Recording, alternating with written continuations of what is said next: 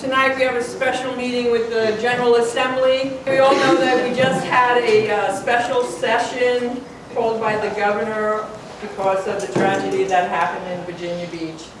And so we asked our delegates to come here, and we have 3 of them here with us tonight to speak about the bills that they sponsored or co-sponsored. Some of those bills went to the Crime Commission, some of them went to other committees, but once out of there, they will go back to the General Assembly, which will reconvene after the November election on November 16th. So I want you to all be very respectful. It doesn't matter whether you agree with these bills or don't agree with these bills. You know, this is your opportunity to learn about them and decide for yourselves whether you want to support them or not, and then you can contact your legislators, because these may not be your legislators. You may not live in their district, right? And tell them how you feel about it. You can write the commission. If you get our newsletter, you did get that information, how to contact the Crime Commission, and let them know how you feel about the bills that have been presented. The first delegate we have here tonight is Ms. Kelly Fowler, and she is with the 21st District. Ms. Kelly Fowler. Thank you.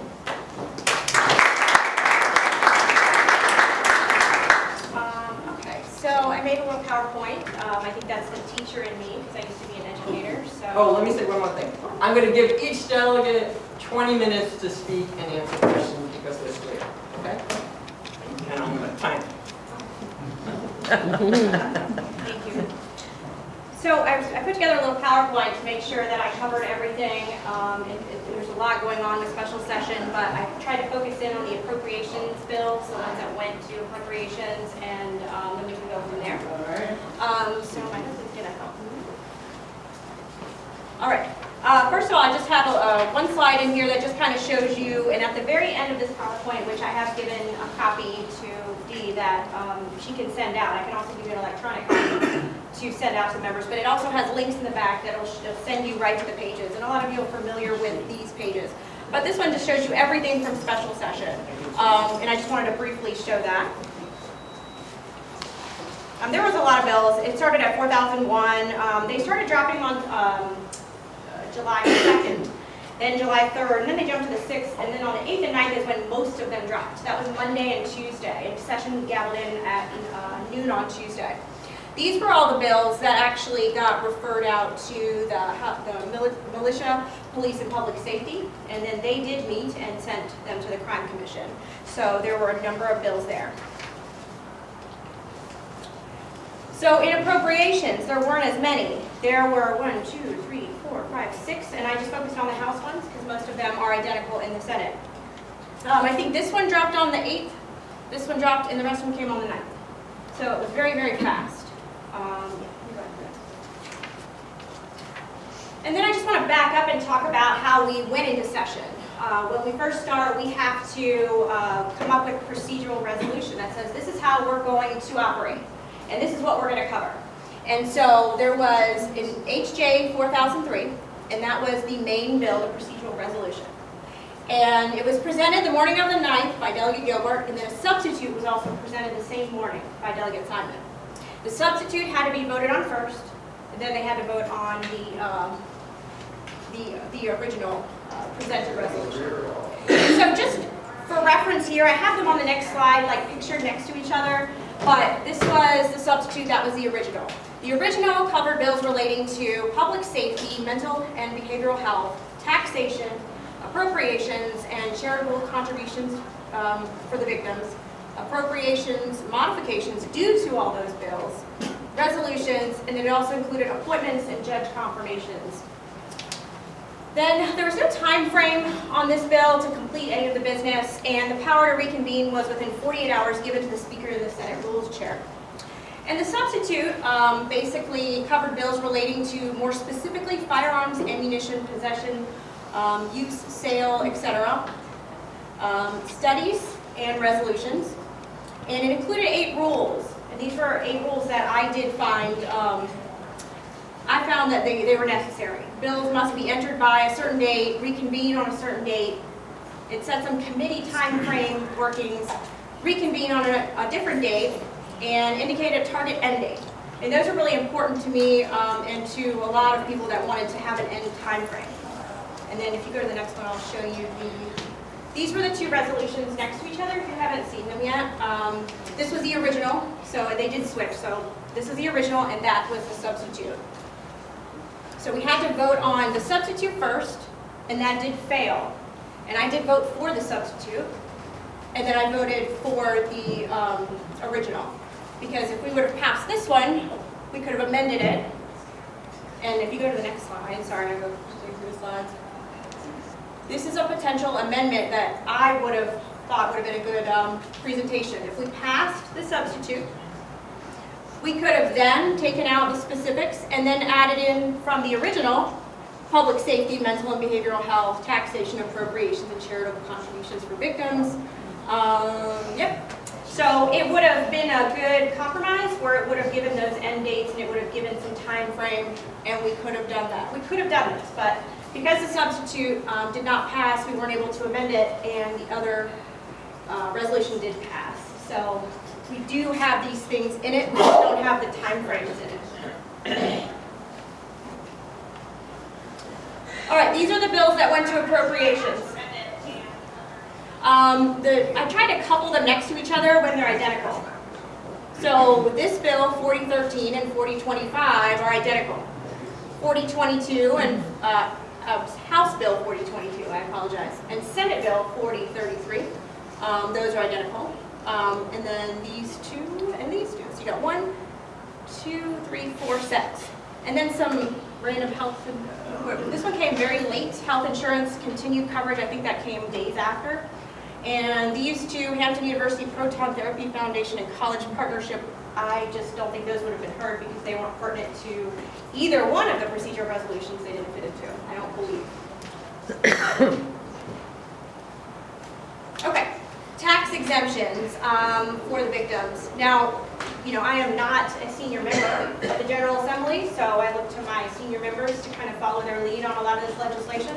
And for example, on this one, I did end up becoming a co-patron on Senator DeSteff's version. They ended up being identical. So you have two versions of the same bill. This one was about tax exemptions on incomes, wills, administrators, exemptions for victims of the mass shooting. So this hasn't gone through the legislative process yet. I just want to emphasize that. These are just fresh bills that have not yet been vetted and worked out. But this would give the state tax exemptions to the victims from the mass shooting. Okay, there was two sets, the grants for renovation of Building 2 and Treasury loans for the renovation of Building 2. And I have here where I've been asked by Senator DeSteff to co-patron. I think he asked me around the 12th. I have not yet accepted or anything on that. They're very complicated bills. And I'm not sure if this is what we need or not. That's what I've been working on and trying to figure out. So we have the grants for renovation for Building 2 and the loans for Building 2. And you know, it really comes down to, you know, research, and I've had some conversations with the Secretary of Finance.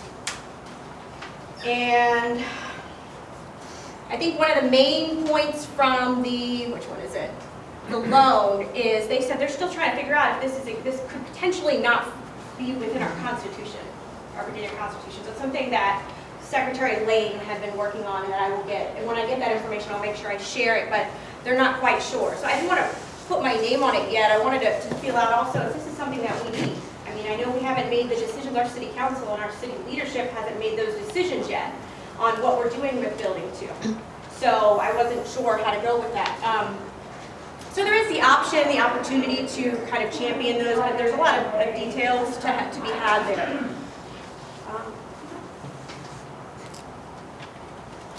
All right, and then we have there was a tax exemption for the federal. Now we can't control that. We can't control the tax exemptions for the federal, but we can ask and have the intent. So this was more of a resolution. There's a joint, I know it's just really confusing, House joint, and then there's just a House resolution. Now, I believe They're exactly the same, the one was positive. But it is just the intent. And the governor actually passed, or not passed, he had a proclamation on this matter. It's the same exact wording, which is the intent. We want the federal level to classify this so that way donors to the fund can treat it as, it would be treated as taxable. So again, it's not quite within our control, but there are efforts on the federal level to do this. I think it's, yeah, Secretary Lane said the federal level is working on it. We have the congressional, our congressional representatives and our Senate representatives that are working on this to see what they can do. And I was added as a co-chief. I don't know why it's not showing there, but it's something that I think is important, that if we can get tax exemptions for the victims and they don't have to have that money on the state, this one's federal, this would give the donors that tax exemption. And that's all I have on the official PowerPoint. I wanted to leave enough room to go back if we needed to, because it's a lot of information on a very small amount of slides. There wasn't that many bills in appropriations. Let me see if I missed anything. I don't think so. And I'm going to make sure I pass this along. So I think we get more out of questions than we do just in lecturing. So can I take questions? Yes, you can take questions. So anybody want to raise your hand, question? Bill? The tax exemption for the victims, does that apply to everyone who got shot or everyone who was present? And is it in perpetuity or limited time? It is from the tragedy fund. So it would be specifically from those funds that are dispersed. And so that bill, again, hasn't gone through that process. It's very long, the state exemption, but I'll have all the references here so that way you all can. Okay, I just want to interrupt you just for 1 minute because Delegate Barry Knight is here to talk about those bills because they're his bills in the House. Fine. Okay, so we should go on to other ones. There were other ones that you co-sponsored. Yes, there are some that I co-patroned. Right. How about the protective orders, possession of firearms? That was that you did with Toscano, Delegate Yes, Toscano? that Could you was- tell us about that one? Well, that was in the Crime Commission. It basically kind of, let me see which one you're talking about. It's HB 4009. 4009, yes, protective orders. This has to do with protective orders. Now, there's been different versions of this bill in the past. So in this version, that there would have to be some, obviously legislative work on it because the details, I kind of rely on my husband for some of these details, because being law enforcement, that he's able to tell me how protective orders work. So the details are still coming, but it's one thing we need to think about. If you have a protective order, if you're getting a protective order against you, and you have a firearm, we need to figure out ways to keep people safe.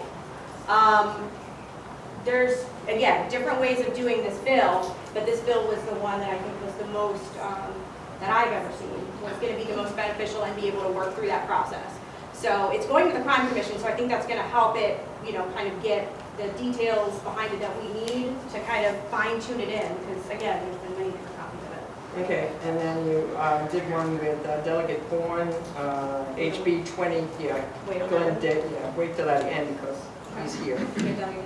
HB 4011, firearms reporting lost or stolen, civil penalty. Yes, so when your firearm is lost or stolen, there's no requirement to report if your firearm is lost or stolen. So this simply would make it so, okay, now you do need to report if it's lost or stolen. If a crime happens, and it would not, if you didn't know, it wouldn't penalize you. You couldn't fall into this category if you didn't know that it was lost.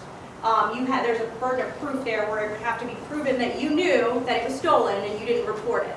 So it's just a matter of, keeping track and keeping record. That was what that was about. Okay, and then you co-sponsored two with Delegate Jason Myers, one for public school buildings, HB 19, certain buildings owned by localities, detection and alerting systems. It has to do with an alert system. Now, I think we all kind of had this moment where we think about the shooting and we think about what you would do, right?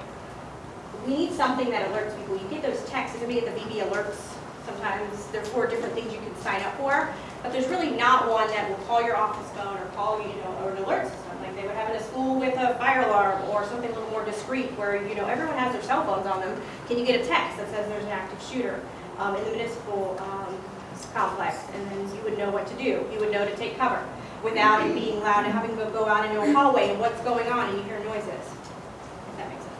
Okay, and then there was HB 4025, Virginia Beach mass shooting, independent commission to investigate. Would that be above and beyond what we're already doing as a city? It's very similar to, I've been told it's very similar to what was done after, I think it was Virginia Tech. I think that's what it's modeled after, and I've got some background information on that later that I haven't really been able to dive into. That hasn't been approved yet. But the information that we could get from that would be more of like the state and what the state can do, and where those are, instead of it being kind of commissioned by the locality. Okay, and then she also co-sponsored a bill with Delegate Glenn Davis, who's here to talk about that as well. That's allowing localities to control over regulating firearms in local buildings, and he'll talk about when he gets up here. So, now, does anybody have any questions? Okay.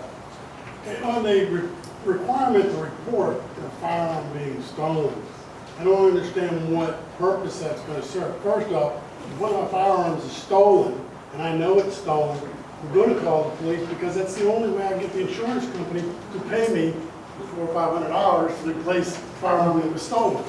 Absolutely. So, yeah. I mean, I don't understand why we have to have a law that requires that.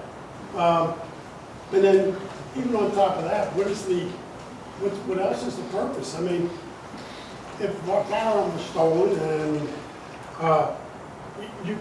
it's not like you're going to go out and canvass the neighborhood for the criminals to find out specifically for the firearm. So I don't understand the purpose. Well, right now you don't have to. You don't have to report it, which I would report obviously as well, but you don't have to. I think making it mandatory will make people go and report them. I think that's the thing. It's not criminal though. I just want to point that out. It was not put in as criminal. There was just like a civil penalty, but again, it's just... It just seems like a law that's unnecessary. And I think the legislative process will work itself out, and so I think that that's a good thing that we still have that process to go through. Next questions? Reed? Hey, Kelly. You put those bills in almost immediately following the event.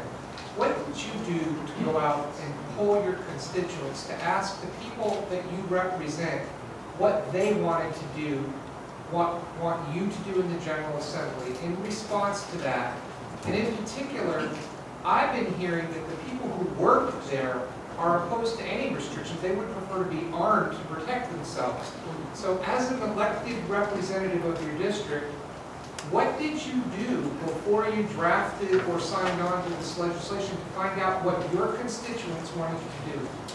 Well, I did have legislation worked on. I didn't submit my own legislation, so just wanted to clarify. I didn't jump, but I did start asking questions and start asking, what do people want to do? And one of the things was it needs to be all or nothing. It can't be some people can come in with weapons, some people cannot. You either need to let everyone or let no one. Now, I know there's a lot of disagreement on both sides of this. So I think that having the local option is very beneficial to that, to being able to. So my question was more the timing of this. We had a tragic event and then this legislation showed up. But what did you do to find out, as the representative of your district, do the majority of my people want me to do this or not want me to do this? yes, I had many conversations. I did do a survey and put out for whoever, and we had it where it was like open to anyone. So we would share that information. It was about 50-50 on that bill.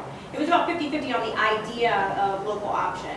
So we kind of put that there and said, all right, this still needs to work itself out. And I didn't put the bill in, but I did when I did see Delegate Davis had put in for the local option bill, but as long as there was some way to kind of, I totally understand where on a piece of paper on a door saying guns allowed doesn't do anything. So there was very important to me how we worked that out. And when I saw Delegate Davis's bill, I did appreciate that bill and talked to it. So that. Vincent, you had your hand up before. I was just saying, I'm one of the people who work in the building who want to be prepared. Okay. Nora, you had a question? I might have missed this. Local option, so who would be the ultimate decision maker, the ultimate authority on what the option or mandate would be? So I know Delegate Davis is going to talk about Yeah, it he's gonna more, talk about Okay. that. but it would be the local elected city council. City council, basically. city council. I figured that. Any last questions? 'Cause- okay. Okay, one last question. Would you consider maybe a better approach in a bill like that to require a referendum with approval for the voters in that locality to approve such an infringement on their constitutional rights rather than some body of people? I mean, it is a constitutional right to bear arms uninfringed. Why wouldn't you want the people who live in that locality to make that decision rather than some political body? Right. I don't have much time for the answer. I do think that's a good idea. Maybe that's something we need to add in with the referendum. I think the people should decide, so if that is a better mechanism to enforce the locality and really be from the people in that locality, then I would support that, yes. Okay, thank you. Okay, with that, I'd like to thank Delegate Fowler, and I'm sure she'll...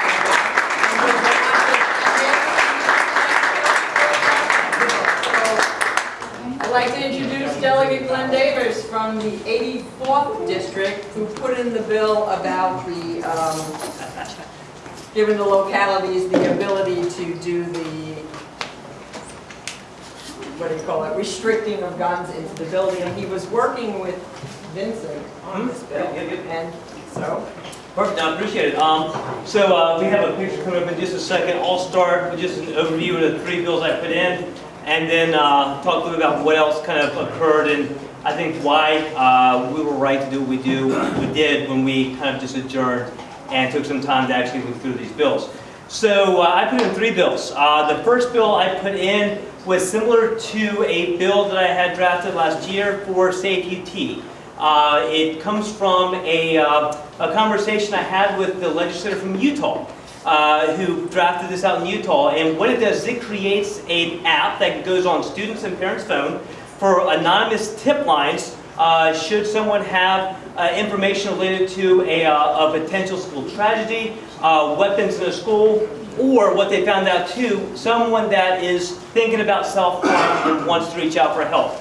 So they had created this in Utah, and it is manned, whether it's a phone call or a text. As we know, this next generation loves texting, and as we've seen on social media, people are sometimes more comfortable to say things that they want to get out via text than they are actually on a phone.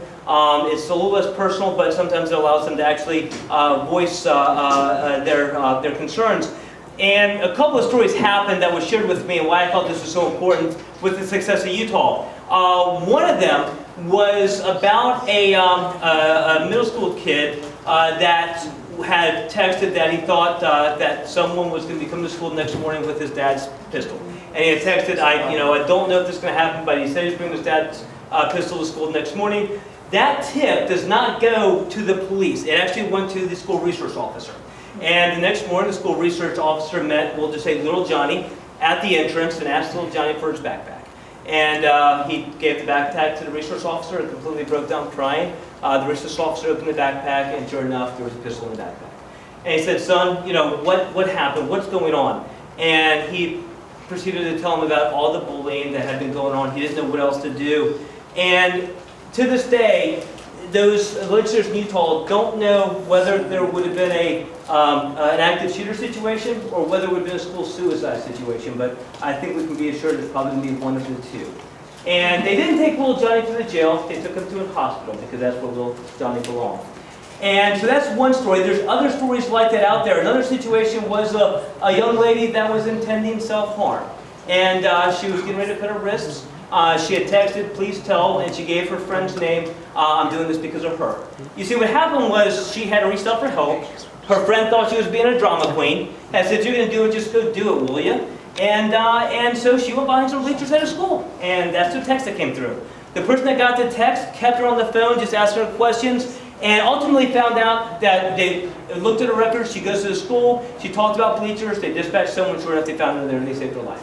And so it's been already credited with saving a number of lives from suicide. So I put that bill in. There is a cost. It was pushed to a study and grouped with some other bills, and I wanted it taken out and looked at its own merits, because I think this is a very important bill, especially when we start talking about mental health. We always say we need to be able to help those with mental challenges, but we need to actually do it. So that's the first bill I put in. The second bill I put in was the bill you all just discussed a second ago, which is access to the locality's ability to decide whether or not to allow firearms in a government building. Now, they already have that right in our court buildings. You cannot walk in with a firearm. You go through there, you got a metal detector, you have a law enforcement officer. I still feel safe in those buildings. I don't know anyone here that's complained or picketed that they don't feel safe in those buildings. And so my legislation is intended that if a local government wants to make and utilize that ability to have no guns allowed, they have to have a metal detector and a law enforcement officer at every entrance. If they're going to treat every building like the courthouse, like we treat our airports, I'm okay. But what they don't get to do is put a sticker on the door and say no guns allowed and think we're all going to feel safe. I am never going to put myself, my family's in danger, or any of you in danger, and make you feel unsafe walking into a building. So that is the midline that I put there. The third bill was a bill that undid what I think is kind of crazy, a situation that occurs here, and it allows me to get to the ultimate goal, which I'll talk about in a sec, which I'm working with Vince on, and that's a bill to get rid of the ability to take your already mandated firearm safety class online. So in Virginia today, to get your concealed carry, you have to have a firearm safety class. A few years ago, they said you can actually take this online. I don't know if y'all have seen the videos. I have. It says this is the chamber of the weapon. Point the gun in a safe direction, which may not be down because you could be standing over someone. Now that's verbatim, which is absurd because if you don't know where the chamber is, you probably shouldn't have a firearm to begin with. But more importantly, you have people now that can get a concealed carry permit never having touched a firearm in their life. Now, as responsible gun owners, we sometimes get a bad name because of others that may have a firearm that are less responsible, that have never taken any courses, and they do something stupid. And so when I went to the BCDL meeting, I said, look, how many of you have ever been handed a firearm in an unsafe manner? I think every hand went up. Vince was there. I know I actually had someone literally take a firearm out of the holster to show me, didn't clear it, handed me the weapon, and honestly, I didn't do what I should have done. I gave it back to him and said, thank you, it looks nice. What I should have done is actually said, that's not the proper way to hand over this weapon. Showed them how to clear a weapon and suggested they go get a firearm safety class. And that's what I should have done. That's not what I did. So by a lot of times in the General Assembly, organizations have legislation passed on them because of their refusal to police their own members. It's a small minority of firearm owners that actually have probably never taken a firearm course. But what this does is there already is a mandate in Virginia to take a firearm safety course to get your concealed carry. This just says it can't be taken online. Now, why this is so important is where I want to get to by putting both these bills together. And this is the Kansas bill. And this is what I've been working with Vince on. I want us to be like Kansas, which says that if a government building has a metal detector and a police officer at every entrance, local government can say you can't bring a firearm here.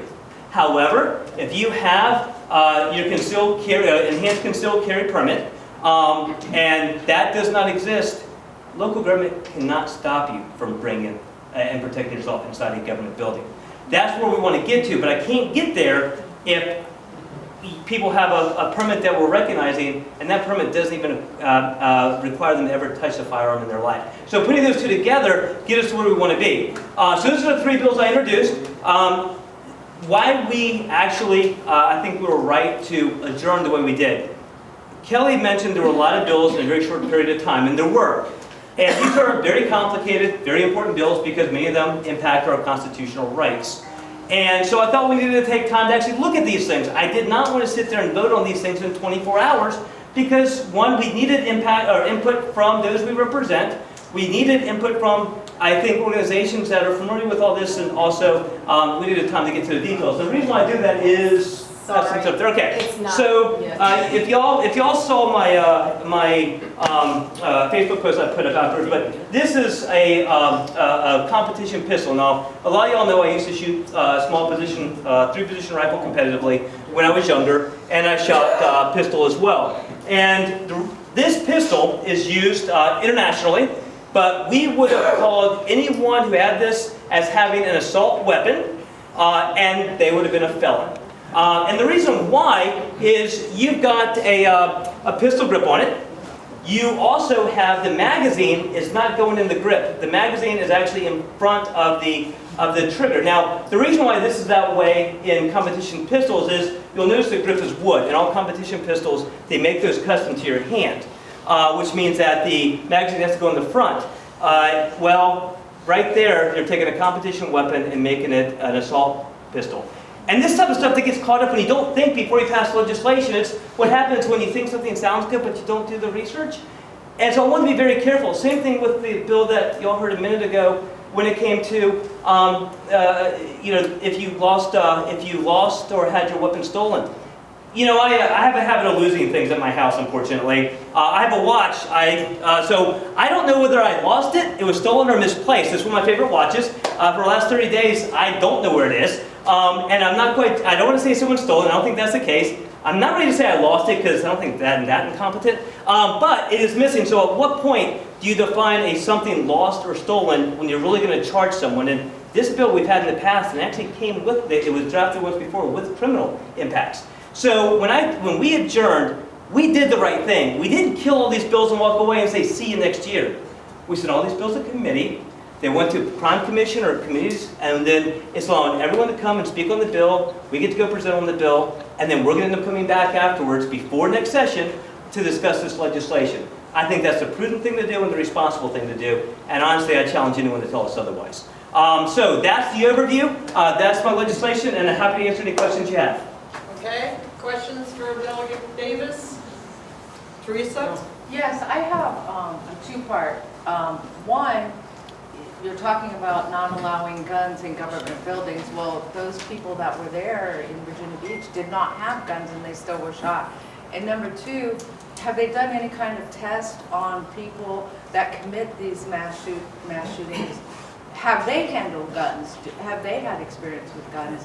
Or are they just randomly stupid people with guns that don't know how to use them? Have you done any kind of research on that? So, I mean, I don't think you can, not to my knowledge, they have not. The situation that we're trying to get to, or I'm trying to get to with this, is how do we, for localities that want, there's a number of localities that want to have that local option.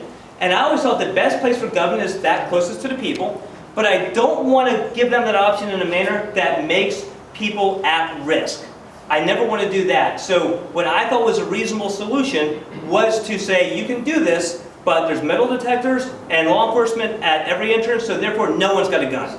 If like was expressed before, if I can guarantee that no one brings one in, I don't have to have mine, i.e. the courthouse. On the flip side though, but I'm not going to allow someone to have a sticker that says, we put it up there, it says you can't have it, and think that that's supposed to make us feel safe. So I don't know the situation of active shooters. All I do know is, like happened in Dallas, where they had someone that had, I think they'd been fired, they went back, they couldn't get inside because of the metal detector, there were some shots fired on the street, thankfully no one was killed. We can see that works when you put those entrance prohibitors in place in the front, so that's what I was trying to duplicate. Okay. I got a question. First thing is that keep in mind that what happened in Building 2 at Virginia Beach, you got government employees shooting government employees. So that really had nothing to do with the public at large. Right. You just had, so you had people in Building 2 that have been vetted through their employment with Virginia Beach, but yet they still didn't have the opportunity, right or wrong, or whether they felt like it, to protect themselves. And if that bill was implemented, does that include everybody? Does that mean government employees walk through the metal detector? Or are you going to have people that, well, this guy's he's a this or he's a that, so he's exempt. He doesn't have to go through the metal detector. He'll use a security pass, just like what happened in Building 2. So how do you respond to that? So no, I mean it has to be a situation where we can be assured that no one's able to get a gun in. It doesn't matter if you're an employee, a non-employee. Police officer? Huh? Police officers? Well, I think police officers would be more comfortable with, and those, that police officers are allowed to carry in the courthouse, so let's take the rules of the courthouse and put them in place. That's where the comfort becomes. On the flip side, when you're a government employee, you are vetted to be a government employee, you're not vetted to carry a firearm. I would ask everyone here, if you're interested in this, go look at South Dakota, because South Dakota has a perfect model on what a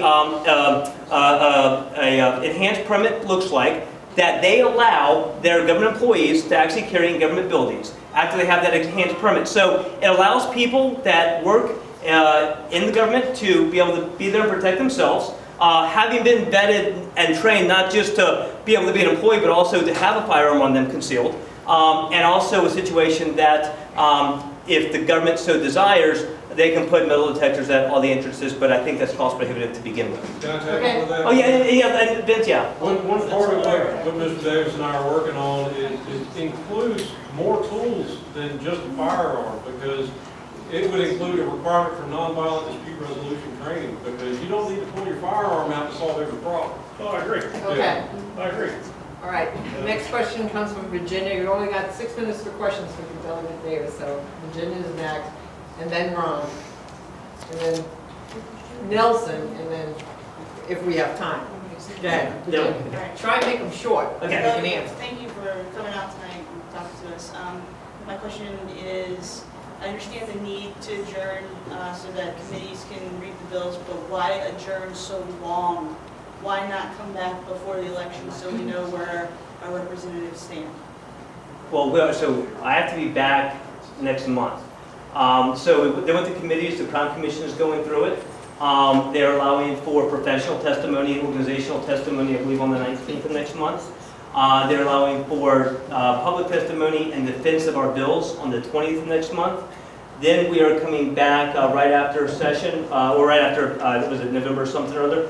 It is after the election, but in part, and honestly, I don't know whether anyone on each side of the aisle is concerned about this, but this is an important issue. Everyone needs to be able to focus on these bills. This is not something we can just go back up there and not truly understand the legislation we're going to talk about because we're caught up in the election. If I had a choice, it would be don't let the election impact bad decisions on the bills. And that's, I think, what's going on here, because I'd rather not have people think that they're just going to go up there, read the bill real fast because they got so bogged down in that election cycle that's still going, and then they made a decision that they, in retrospect, find out that they probably wish they hadn't made. This is important enough that it gets looked at on its own. Okay, Ron? On the bill that requires you to report a stolen weapon, one, what is the penalty for that? And two, what purpose does that serve? How does that make us safer? Yeah, I agree. That's why I don't support the bill. No, you're right. I mean, it's why I said we need to take more time on these things and not just knee-jerk vote on things, because on that bill specifically, people need to realize that, define lost or stolen. What's that time frame? I don't think we can, and that causes a problem. Secondly, what is my obligation, and why do I have an obligation to report a lost firearm? How does that help anything in the future, safety or what have you? I agree with you. So that's part of the argument I have of, we should not be knee-jerk voting on things with bills on a 30,000 foot sounds good. We need to look at the details and do they make sense? Nelson? Okay, my concern about some of this is things, they tend to get out of hand.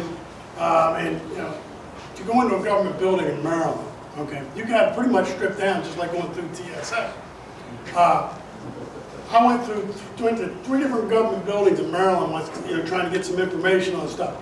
And I passed through 2 of the papers, I passed through. The third one I went through, I got denied access to the building because I got a fake bullet, or a dummy bullet hanging from my, so the problem is this stuff just gets out of hand. The people that are supposed to be watching you or whatever, they're not trained very well.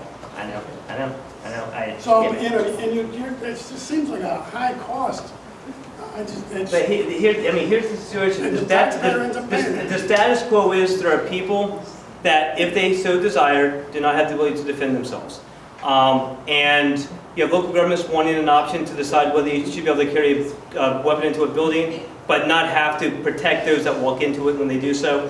You're right. I mean, there's always humans that are involved in the whole process, but the status quo obviously isn't the right answer.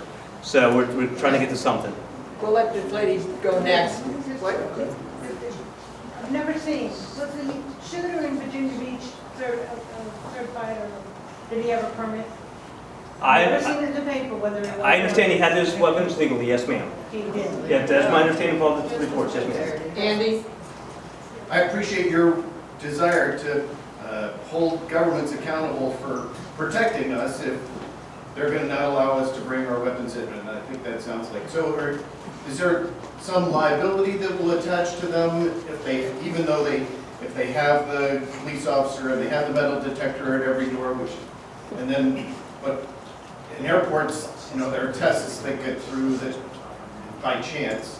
So is there some liability that'll factor into the decision of the local government to go, oh, well, and if that fails, we'll still be on the hook for $1 million each or something? Good question. If something does still happen, they're going to get sued regardless. So, I mean, I imagine there's still a hook someplace. Can I tag on to that one real quick? I talked to 40 municipalities around the country who do allow their public employees to carry. Not one of them has seen an impact to their insurance rates or their bond rating. I don't know, this is Vincent, he put in the petition to be able to carry firearms. Read you, we're out of time. Well, I want to give equal time to everybody, but somebody did ask me if the delegates could, instead of my just giving a number, can you tell us the territory, what part of Virginia? Oh, sure. So the 84th District, which starts just east of Mount Trashmore, all the way down Holland, Green Run, London Bridge, Dam Neck, Redmore area, then south down to Indian River Plantation. I actually have 3 farms, and then you get Berry. Okay. And then I need Delegate Fowler, could you do the same? I have one precinct in Chesapeake, up Kempsville, Centerville, up all the way Kempsville to the right, to Farrell, through there, and I am right in between, next to Davis District 84, all the way up into, I'm between you, I think, and or I'm a little bit, south. There's 4 of us in Windsor Oaks, in the San Cloud area, so we all kind of intersect. Okay. We don't have any more time to ask Glenn Davis. Very quick. Do you support modifying the bill to take away our constitutional right to bear arms? Next, no. Everybody just gets 20 minutes. I'm sorry, you can talk to him later. No. I'll get you afterwards. I'll talk to you Reed afterwards. I'll answer that, yeah. I would like to now introduce the delegate from the 81st District, my delegate, Delegate Barry Knight. Yes. My district's 81st District. I go from middle of the ocean front, Oceana, Dam Neck, all the way to North Carolina, go along the Carolina line, go all the way to the Dismal Swamp, come all the way up to Portsmouth. I've got more geographic area in Virginia Beach than all the other delegates put together. I've got more geographic area in Chesapeake than all the other delegates put together. They gerrymandered my district and they spread it way, way out. It takes me an hour and a half to drive from one end to the other end. So that special master from the University of California in Irvine, he's an idiot. Talking about a special session, it was 2019 special session. What we did was, to start off, we put in a procedural resolution. Our procedural resolution said we want bills to go to look at for public safety, mental health, and I asked them to change it before they put it in for bills for money to go to appropriations. That was the resolution. A substitute resolution, which y'all know you have to vote on first, came up and said guns only. We asked 3 separate times. What about mental health? No, we'll discuss it later. What about financial help for the victims? No, we'll discuss it later. They said guns only. We defeated the substitute motion. We went with our original motion. That's why these bills can go to the Crime Commission, militia and police, mental health, and they can go to appropriations. Now, the city asked me to carry these bills. I have 6 pieces of legislation that I'm going to tell you about. And I dropped them the last day to make sure that I vetted these bills thoroughly. I went through and I asked everybody if they thought these were decent bills. They'll get vetted in the committee process, but I answer to my bosses. My bosses are my constituents. That's who I work for. The other thing, just to editorialize just for a second, I hope y'all know that Virginia was just ranked the best state for business. Virginia was also the 4th best state in America for their schools, the 2nd safest state for school safety in America, and of course, best city our size for crime. We've got, we're like number 8 for cities our size for stress, and of course, the best place to buy a house. So that's that. I'll start with one of my bills. One of my bills was for taxes. What I thought to do was to come in, and if anybody here donates money, they ought to be tax-free on that money. It ought to be deductible. The person that receives it, when it goes to the Virginia Beach Tragedy Fund through the United Way, there's a 501(c), the people that receive it don't have to declare it as income. It's tax-free. I also found out that I can, so this is on state. We can absolutely do that. We're a state legislature. We can do that. The Secretary of Finance came to me and said, Barry, I think it's a good bill. I'll guarantee you the governor will sign this. We want to get behind this. The next one that I did was House Resolution, was recognized the Virginia Beach Tragedy Fund as performing an essential government service. What we're doing is I took this legislation that was after the Boston Massacre. Boston State Legislature went and said, we want this deemed an essential government service, which says federally exactly what I just stated statewide. If you give the money, you can use it as deduction. If you receive the money, you don't have to pay taxes on it. It would go through the same 501(c)(3), and because the federal government can do this herself, but they didn't do it after the Boston Massacre. After Boston, or Massachusetts, passed this legislation, between 30 and 45 days later, they got this special tax designation. So this, first and foremost, I think we ought to look out for the victims and the city of Virginia Beach. So I put these in for the victims to make it where we would like to donate money for these victims. Second thing that I put in was a grant for the renovation of Building 2 at Virginia Beach. Now, what I put in my legislation was renovation. I don't want them tearing the building down. Renovation, and I said on that same location. I don't want anyone taking this money and trying to put a building at Town Center for our City Hall.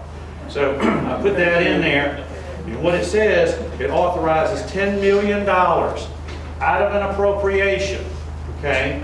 Now, what appropriation? We've already done the budget. It's if we have any excess revenues. We've got about $778 million in excess revenue.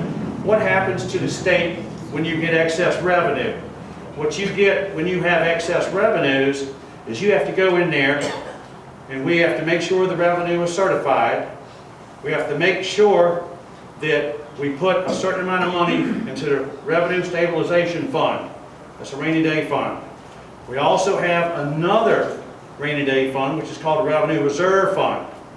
Then we're mandated by law, any extra money, 10%, goes to the Water Quality Improvement Fund. That money's got to be there. Then it's also got to have any revenues for the Taxpayer Relief Fund. Remember, we said we were going to give back $220 for married couples, $110 coming out of state. That's taken care of. Once all that's taken care of, if we have $10 million left over, it's going to an appropriation to help renovate this building. We're going to have that money, okay? Now, I've had someone ask me on a Facebook post. They said that they thought I was taking money away from the Clean Water Quality Fund in the state. That is not the case. We've already got the clean water fund in there. We're taking 10%, $78 million additional and putting it in there. So what I'm doing is I'm telling the city, if my appropriation passes, you won't have to take $10 million out of city funds. I'm going to take it out of state funds, and that's $10 million you can put on stormwater. The same thing with this $20 million loan I'll get to in a second. So total of, if we're worried about stormwater funding, I'm saving the city $30 million. We're going to put state money in there that we don't have to take out of the city coffers. Now, just to get off the subject a second, because when I'm talking about this $30 million on funding, I submitted a legislation this year to study flooding issues in Virginia Beach, specifically down the southern wind tides where I live. I've met with the Army Corps of Engineers and the Great Bridge Locks. I've met with Scott Taylor before he got defeated. I've met with Lane Lauria, she come to my house. I've met with Don McEachin an hour ago. I've met with Barbara Henley. I sit on the State Water Commission. I got our city people in Dewberry to come up there and tell the State Water Commission the problems we have down here. Of course, I've been in meetings in the county down there. We've got some select groups of some people who've been down there for many, many years, understand the dynamics down there. I'm Vice President, Virginia Beach Farm Bureau. The farmers and the landowners down there, I represent them. I've been talking to them. Back Bay Restoration Foundation with Jerry Brandywine, the former chief down here of Back Bay Federal Refuge, city officials, Dewberry. I've met with ODU. I could go on and on and on, but that's why I'm trying for a number of reasons to get this $30 million. This is a $10 million appropriation. I'm a senior member on appropriations. I think I can make some of this thing happen. The other is the Treasury loan, which would authorize the Secretary of Finance of the state of Virginia to provide the city of Virginia Beach with interest-free Treasury loans. We have a AAA bond rating in the state. We've got a AAA in the city, but it wouldn't go against the city's. It would go against their debt service, but it wouldn't go against their rating. So that would save about $7 to $8 million in interest if I can make this happen. So I'm trying to get this money also. The state has a little bit more money than the city does, and I think that the state ought to step up to the plate and help our city. I understand that I'm setting precedent. Someone else should come along and ask for the same money in another area of the state. It's already happened. We've had some dams fail. We've stepped in. Precedent has been set. I'm not setting precedent, I'm following precedent. Then the other ones that the city has asked me to do is celebrating the lives of the victims. I put in a resolution on this. Everyone has signed on. We're going to present this resolution. Every one of the Virginia Beach delegations has been invited as of this afternoon to present this to City Council on Tuesday the 6th. It's kind of late notice. The city wanted to make it happen as soon as possible. I just got the resolutions framed and to me yesterday. So this is a resolution that will be read at City Council on Tuesday. Also have a resolution commending the Virginia Beach first responders, police department, sheriff's department, the FBI, EMS, etc. That will be read also on Tuesday. Then, on my time here, I just wanted to tell y'all that that was special session. I've got a whole list of legislation that I passed this year, helping the Virginia Aquarium, you know, just on and on and on, but I won't read any of that for the sake of time, and I would like to answer some questions. Okay, Nora? Hi, thank you for coming and talking with us. I'm stuck. I got stuck at when you were talking about how you're not going to ask for this. Well, did you say 10 million, right, for renovations? 10 million for renovations. First of all, when you mentioned that number, I thought, where in God's name is that number coming from? Number one, that's a huge amount of money. Number two, that you're going to ask for that from the state. I got stuck right there because I can't imagine why that is anybody else's responsibility across the state. And I'm thinking to myself, what you addressed a few minutes later, which is what precedent does that set? And then you said, well, but that, and then you said, you know, you might be thinking that sets a precedent. And I think you implied that you would not be comfortable setting that precedent. But then you said, I'm just following one that was already set. And I'm stuck right there. I'm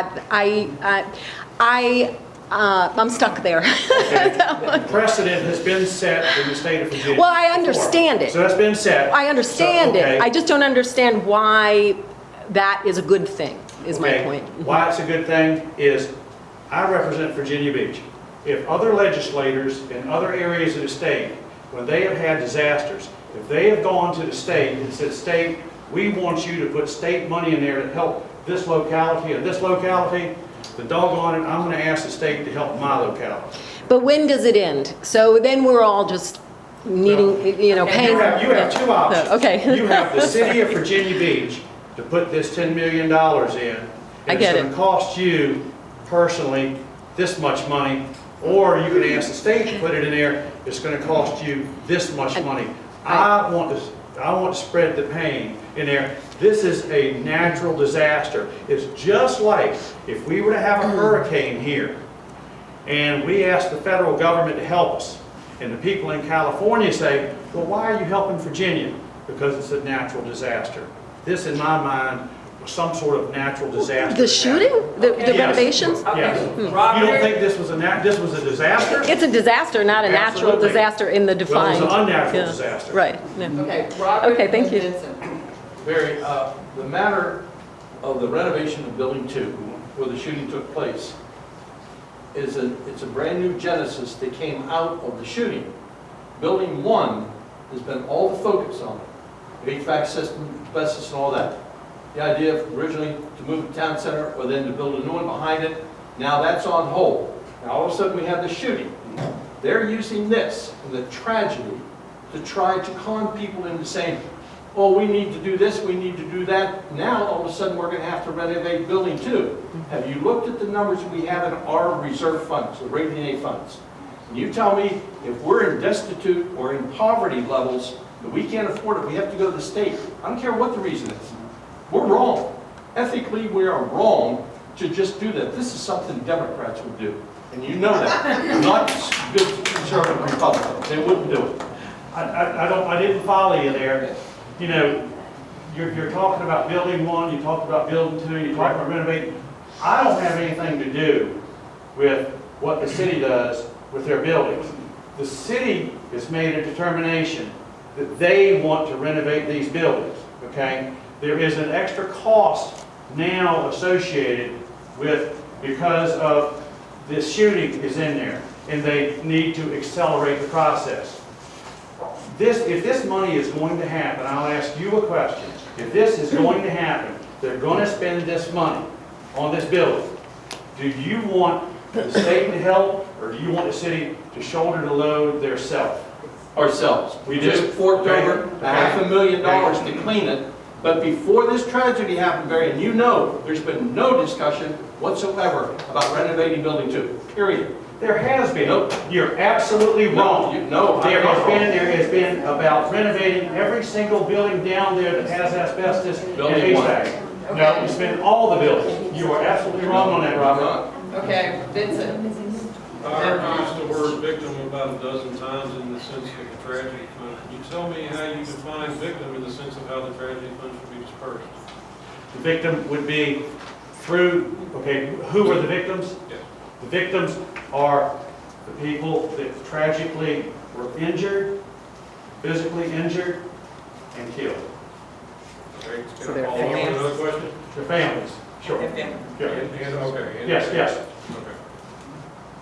Okay, so that answered your question? Not really, but it'd be a much Well, better question. if you ask followed me, you. I'll clarify. Okay. What do you need for clarity? Everybody who worked in the building in the municipal complex has been classified as a victim. In Well- the sense that we all feel that work is gone. Well, physically injured. physically injured, okay? It's only physically injured, so Right. I was in contact with a sibling of one of the deceased victims yesterday who lives out of state and needs help with her psychiatrist. Do you not consider her a victim?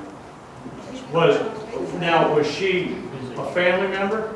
She's a sibling of a A deceased sibling? victim, a sibling of a deceased victim. She'll be who helped. can't pay her psychiatrist. She'll be helped. Okay, so you're gonna do it on a case-by-case basis? No, No. no. Okay. Listen to me. If somebody was killed, their family, okay? It's up to the family how to disperse it with their family, okay? Then anyone else that was injured or wounded physically. What about the folks who've been unable to come back to work so far because of their psychological damage? Physically, that's what my legislation says, it's physically. Okay, Rhonda. Barry, in our CAFR 2018, we have 668 million in general fund balance dollars.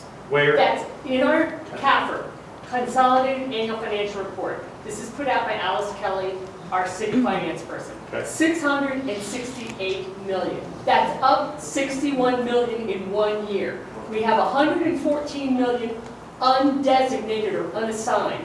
We have the money, but we run around claiming we're poor, we don't have the money. We raise the taxes and all the citizens so that we can increase the bond borrowing so we can build more amenities at the resort.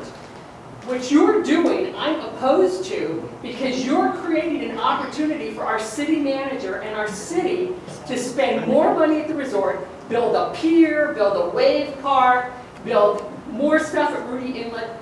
It just goes on and on and on. Meanwhile, the rest of the city that contributes so much money through the TIP fund is ignored. We have 40 parks that are ignored, and I really feel that you haven't checked with your constituents. You're just saying, oh gosh, if we can offload the cost on somebody else, let's do it. And I think you really, what have you done to check with your constituents and ask them if they really want the state involved? Because I just see it raising my state taxes, and my city gets to be, more irresponsible. They were very irresponsible in not doing the basic building maintenance, and people should be fired over that, and they haven't yet, but in not 11 more weeks, there'll be a report. So I think what you're doing is irresponsible. Is that an editorial or a Yeah, question? well, how do you ask them? How really has time to answer I've this asked my constituents, where do you live? I live in Jason Year's. Okay, then you're not my constituent. I've asked my constituents. That's a She's a pretty Virginia good Beach answer citizen. to be able to say how your constituents. Well, I've asked my constituents, I How told you many? 10 that of them? 5 of them? 100 of them? How did you do it? I'm not going to answer ridiculous. All right, let's be respectful. Yes, last question, George. I didn't have a question, I was trying to get the noise. Oh, you're trying to get the noise down? Yeah. Okay. Tom, I last would just question. say to Delegate Knight that we're all your constituents. What you do affects all of us. Yes. So don't You're right, because my oath of office is to the Commonwealth of Virginia. So you are a citizen. You're not my constituent, but you're right. I was wrong in what I said there, but I don't like coming up here trying to do the right thing. I go down there to my coffee clubs and to my folks down there, and I ask my people down there where I live. I come up here in good faith to try to give some answers and everything, and then I get picked on like this, you know what I mean? And I don't think that, so look, I'm just human. That's the way I am.